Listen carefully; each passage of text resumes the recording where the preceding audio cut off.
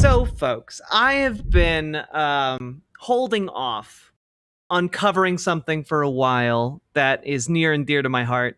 There is a channel called Manticore. And a while back, we covered a new beginning of a series that Manticore was creating, and it's really, really incredible. And many of you may recognize Manticore from the Monument Mythos series. That is genuinely one of the greatest things to exist on YouTube. Monument Mythos is like top tier YouTube videos, okay? Totally underrated. And I figure I would love to dive back into that. And much to my delight, we actually have so many videos in this series to cover, okay? So last time we covered a series of videos, the thing Columbus brought, it followed Lewis and Clark, what the Pilgrims buried, and it crossed the land bridge. And as far as I can tell, it seems to be about this shape-shifting entity. Yeah, the jester. It's the dono prost. Ka ka ka ka wow wow ka ka you ka ka ka ka. What? Thank you very much for the $10 super chat. Very much appreciated. But we're gonna watch from the beginning here and see what we can make of it over the course of its runtime. Okay, it's going to be a lengthy project, but I think we'll enjoy the process. We'll try and put it together. Last time we tried this, we weren't able to quite do that. I don't think we had enough of the pieces. But I think, given that there are now an additional 8 videos, I think we're going to be kind of getting somewhere. Okay, so here we go.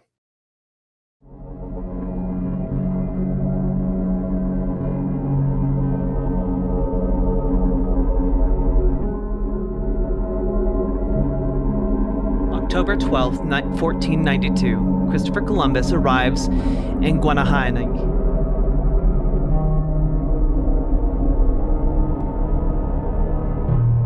He believes that he has reached the East Indies.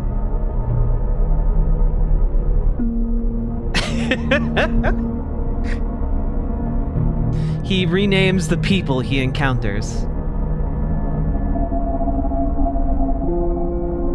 Indians. This misnomer will live for centuries.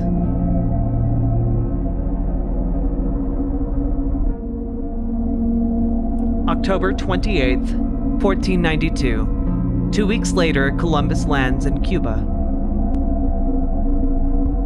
Columbus demands fruit to treat his crew's scurvy. 1. 450 pounds for the 90 sailors. 2. 30 pounds for the ship Jester.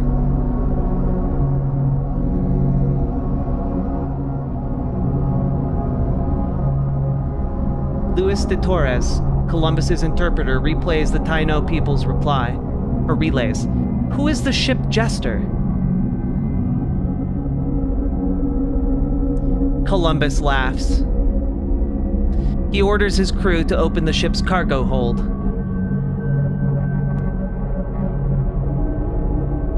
The ship Jester emerges.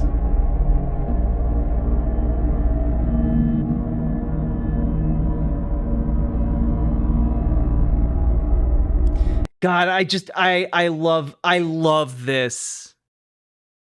I love this. I love how weird it is. I love how it's incorporated into the artwork of the time. I love it. I love it so much.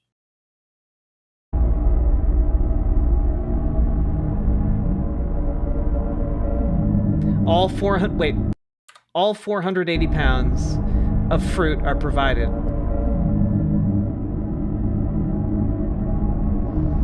A Fort La Navidad is built by the crew.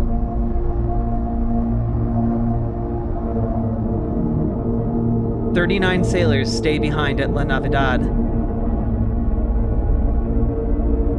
March 15th, 1493. Christopher Columbus returns to Spain after months of redacted.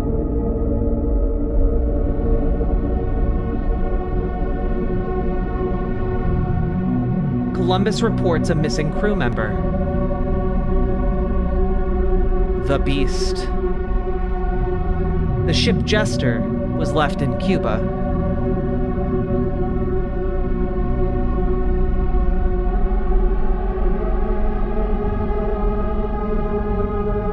King Ferdinand, Queen Isabella. The Catholic monarchs sponsor a second voyage to retrieve the ship Jester. Columbus is at the height of his fame. September 25th, 1493. 6 months later, the second voyage begins.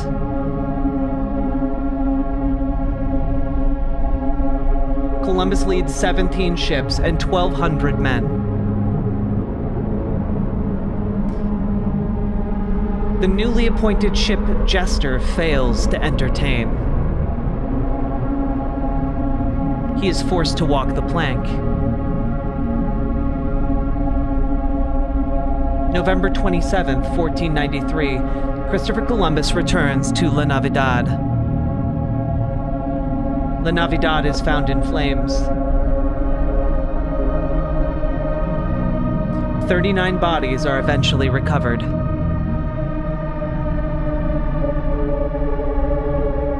The Taino people claim that the ship Jester helped stop a massacre by the sailors.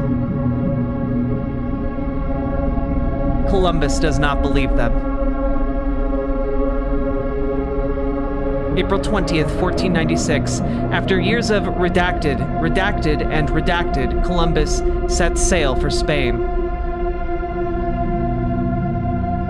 The ship Jester remains at large. January 27th, 1996, 500 years later, France prepares its final nuclear test. Vangataufa and Maranoa atolls. I mispronounced those, I'm sorry. A sunken ship is discovered moments before detonation.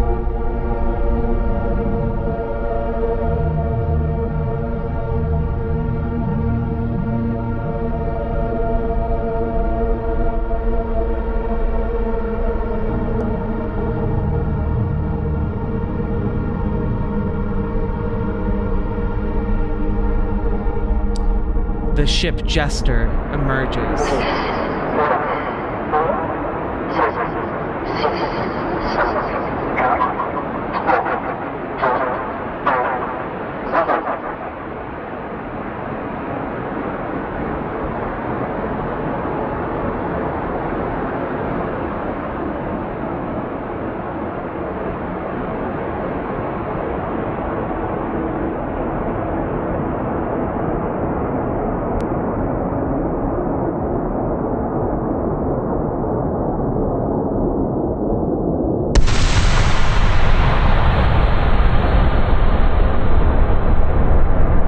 September 24th, 1996. 8 months later, the Comprehensive Nuclear Test Ban Treaty is opened for signature.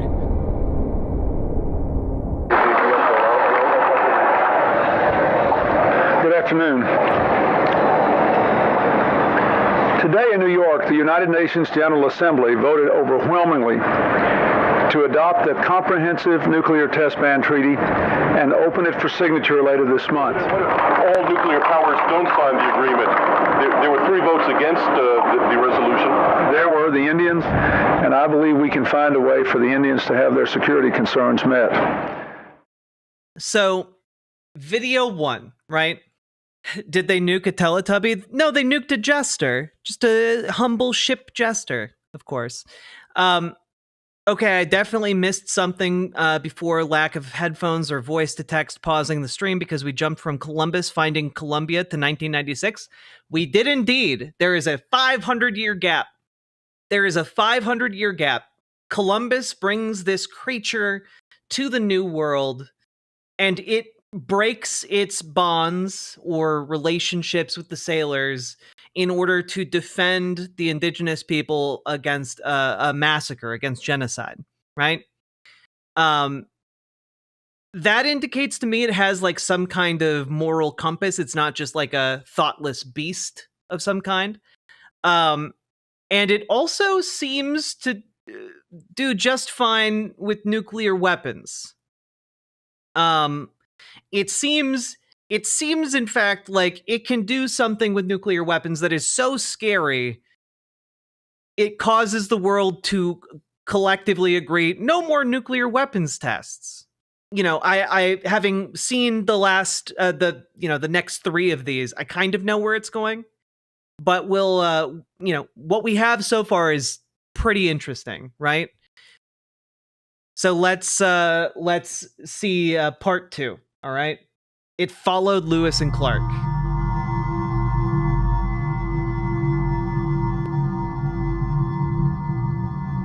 From a young age, explorer William Clark is accompanied by York, who is the same age but enslaved.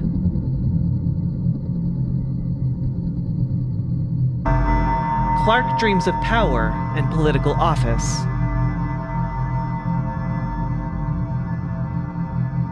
York dreams of starting his own family. Decades later, President Jefferson chooses Meriwether Lewis to command an expedition through the American West.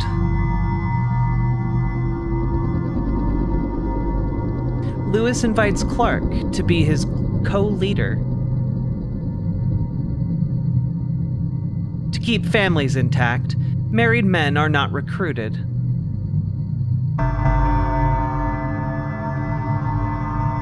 However, Clark assigns York to the team.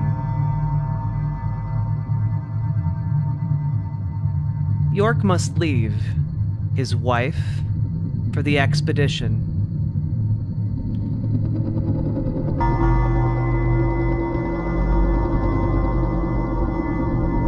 Lewis and Clark have difficulties speaking with Native Americans.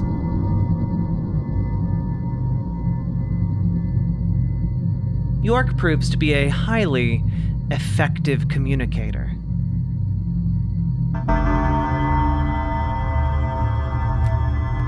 Just, that was interesting. What the fuck's happening here? Every tribe enjoys his wit and sense of humor. Almost as if he's playing the role of a jester. They find his presence healing and name him Big Medicine.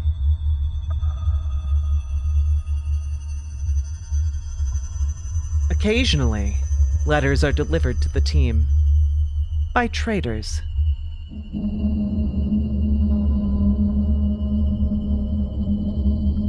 They are mostly sent by President Jefferson. They are mostly addressed to Lewis and Clark. One day, York receives illegible messages in a handwriting eerily similar to Jefferson's.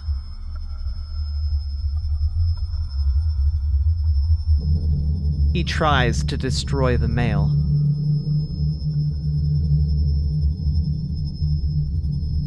No luck. York keeps the burnt fragments in his satchel.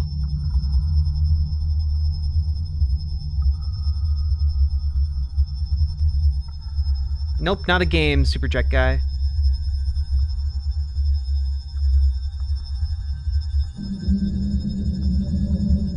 Sacagawea, interpreter. She finds the expedition and approaches York.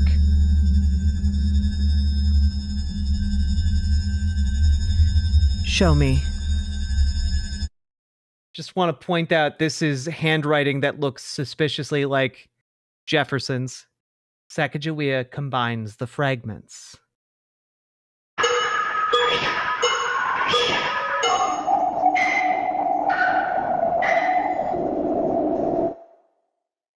Your president sent this. Now we must let it follow.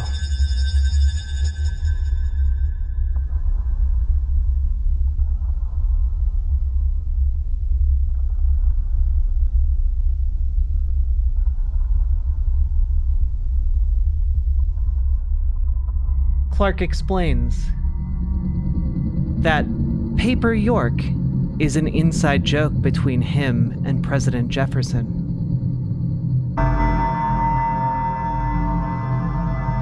It's his finest work since writing the Declaration. Sacagawea informs York that Clark is lying. Jefferson has sent these before.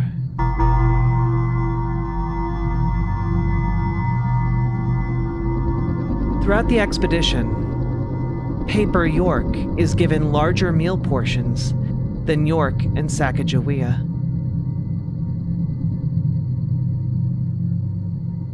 Lewis and Clark gifted clothes and jewelry.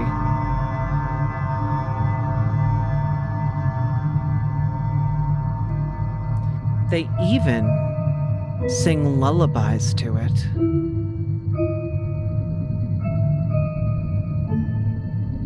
Once the crew reaches the Pacific Ocean, York decides to return home by himself.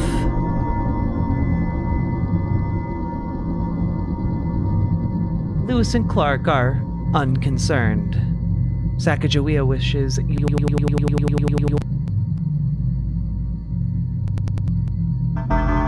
Eventually, York returns to his house.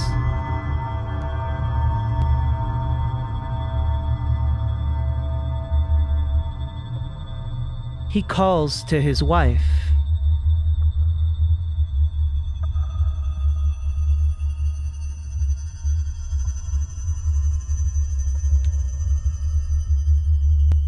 No answer. York goes into their bedroom.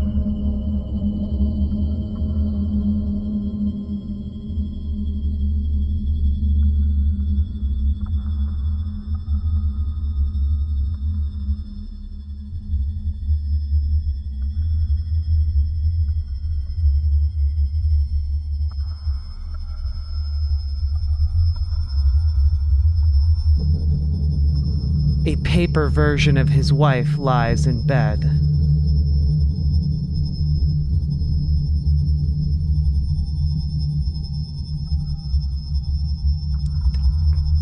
Terrifying.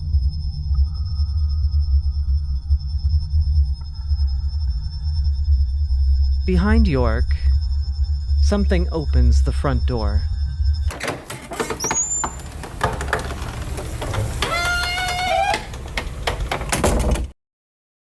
Okay, so what can we take away from this? Well, I'm unsure whether or not York is a jester or if this is a completely standalone story instead about this like paper people faction.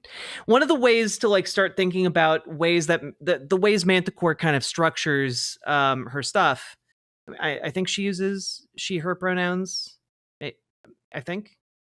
The way she structures her stuff is to essentially like introduce different pieces, you know, kind of set up the different players and then have things happen, right? And so not only do you have Paper York, but you have his paper wife. And like that makes me wonder if this is like some kind of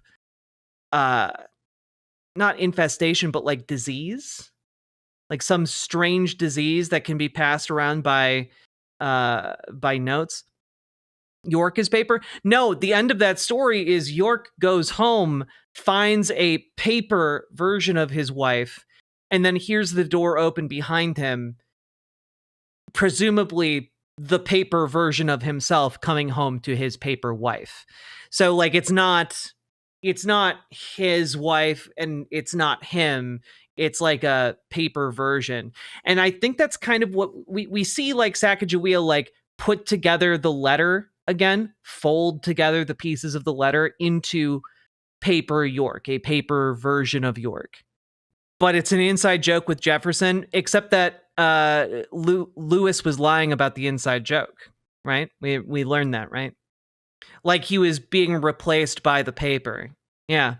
I think this is just another thing that is going on in this universe.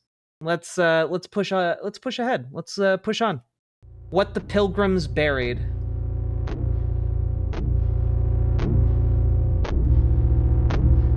The land of the Patuxet is beautiful. with abundant corn and restless waters. Both are indispensable sources of hope. To Squantum, or Squanto, is born an anxious child. He's haunted by the fear that his existence will ruin the corn. Squanto's family reassures him, but the unease takes root deep within. His mother distracts him with a lesson on growing corn. It takes the three sisters, corns, beans, and squash, with fish as fertilizer. Each one supports the other, like us.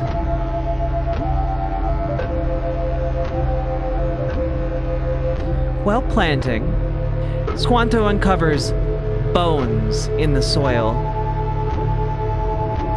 and a fine white dust clings to his fingers.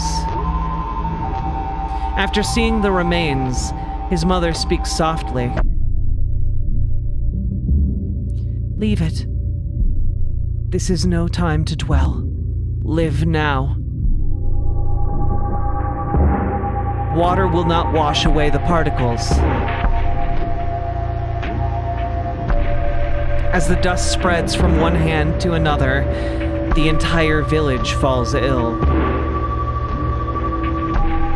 His mother is the first to pass. Overwhelmed by pain, Squanto sleeps endlessly.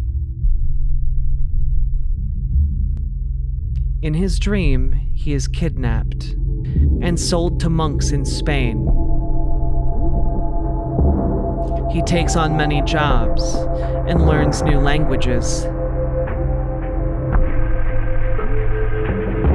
Eventually, his dream returns to the Patuxent cornfields. When Squanto wakes, the village is silent. "Mother?"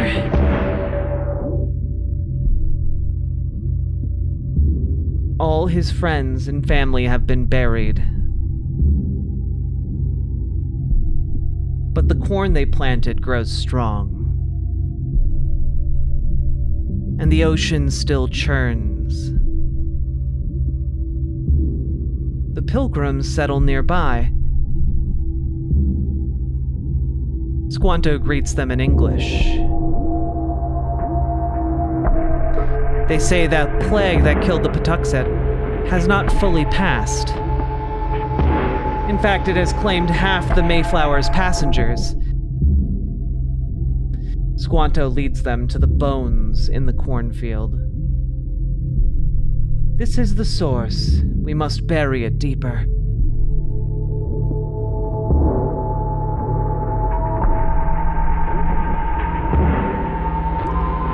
What the pilgrims buried. Yeah, I do not know what that is. I got nothing.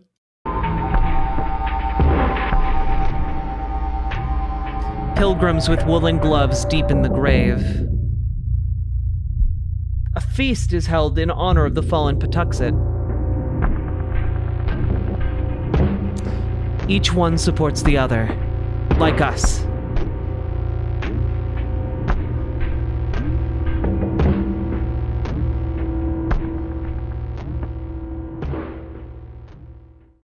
You can see why I think this series is cool as hell. So, okay. So we have the Jester. We have Paper People. We have whatever the hell that was, and it's bone dust. Okay, so that's three things. Like the bone dust seems to be deadly, radioactive maybe. And okay, that we got three things going on now. Let's all try and hold those collectively in our minds as we go into part 4. Here we go. It crossed the land bridge.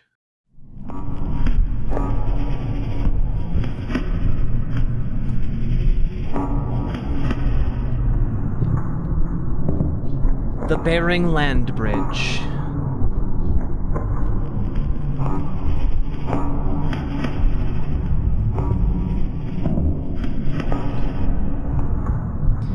19,024 BCE.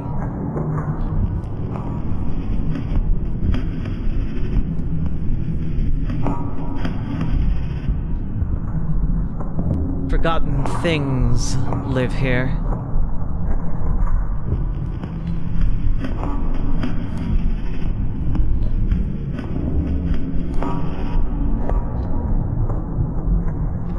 People trust the stars.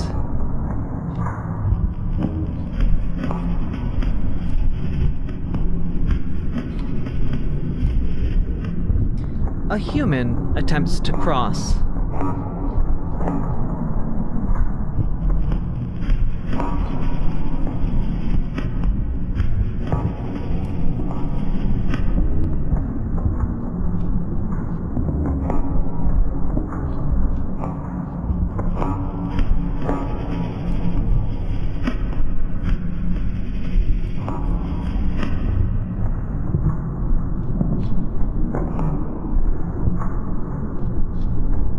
Wait a minute. In the distance, it becomes flesh. Meaning that so there's a thing that can become flesh that it is insubstantial, immaterial at other times. Okay, that's scary.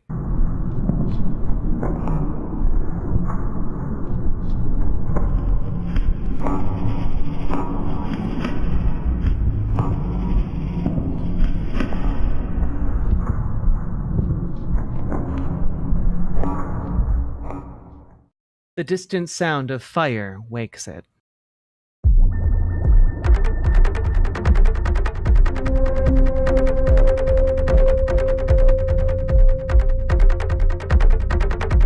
It sees the human.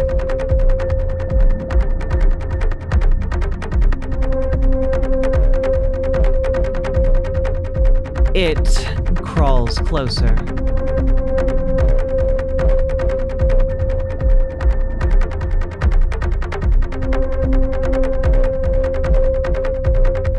It summons the stars. The stars respond.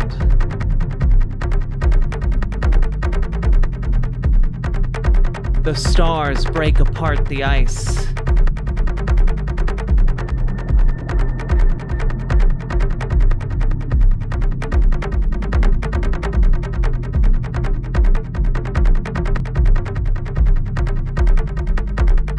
Across the waters, there are other human witnesses. The Bering Bridge scenes, cave painting circa 19,000 BCE.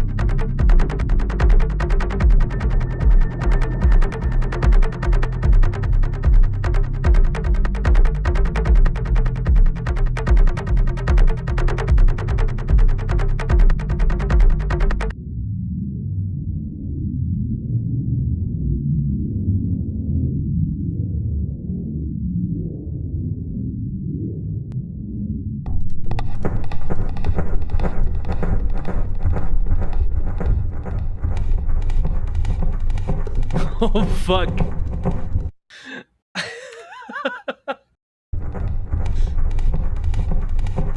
Okay, so what do we have going on here so far? We have a entity manifesting, presumably this entity, and it calls down the stars, and the stars, maybe like flying saucers or like alien craft of some kind, come down, break apart the ice, and then ascend back up, and then it makes itself known to the human across the gap. Terrifying. It's a scary bowling pin.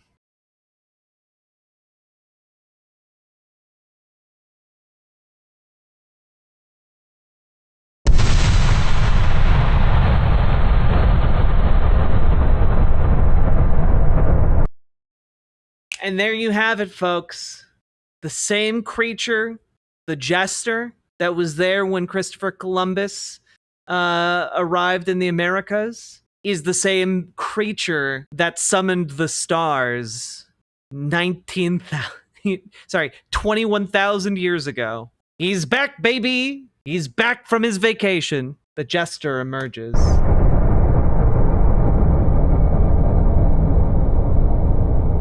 It crossed.